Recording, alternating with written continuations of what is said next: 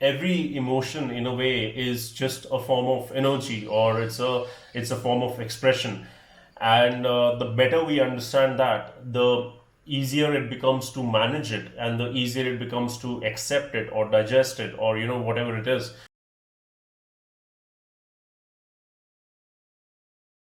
All of a sudden, people talk about law of attraction. This is the way I view law of attraction.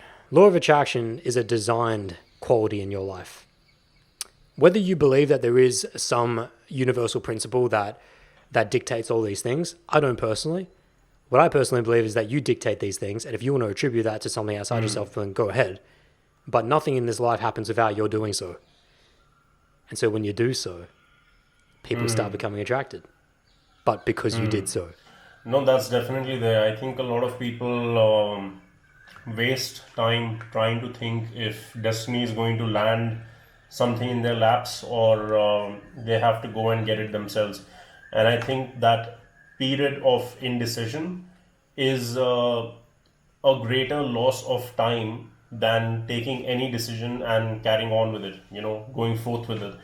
Because when we are lost in too much of contemplation, and when we are lost in trying to make too much of sense, the whole nature of the kind of conversations that, for example, we are having, they should not be taken seriously, because the more serious we take them, the more confined is our understanding of these conversations, or these concepts, or these fundamentals of life. And that is why, like, I've tried to stop putting things in a box this year, because putting them in a box, or labeling them, or judging myself for staying up late, or judging myself for eating crap, or judging myself for whatever it is, something even so small, because I'm not judging myself the same way a young insecure person would.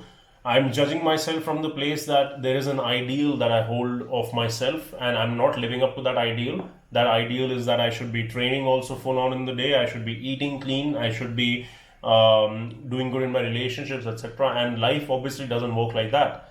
Life is, it's a combination of different melodies. It's like an orchestra with, different parts of the orchestra playing different instruments, and some are going low, some are going high. And becoming sensitive to that is something which really allows me to digest the distinction between suffering and happiness more easily, because I love, and I think that's what I'm going to call the podcast, like the theme that we have spoken about is the distinction between the suffering and the happiness that we experience in life. And it's fantastic Agreed. how, almost every emotion in a way is just a form of energy, or it's a form of expression. And the better we understand that, the easier it becomes to manage it, and the easier it becomes to accept it or digest it, or whatever it is.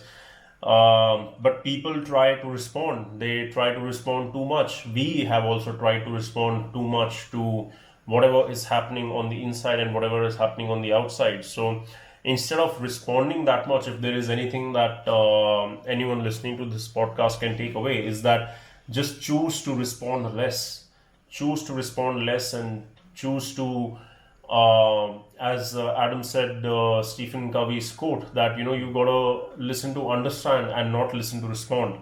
So listen just to understand, listen just to feel it, listen just to comprehend it, but don't then try to make sense or make deductions out of whatever is going on in your life. And that is something which I believe has happened. Both Adam and I become more sensitized to our emotional nature as human beings and as men, because as men, it's even harder dealing with our emotions, because we never had anyone to teach us that. We never, not many fathers have had the emotional intelligence themselves that they need as men and as males, that they could pass it down to their children. So, if you're a guy listening to this, then this would help you out in those areas. And if you're a woman, because I think my English podcast has female listeners as well, and my English content has female listeners as well.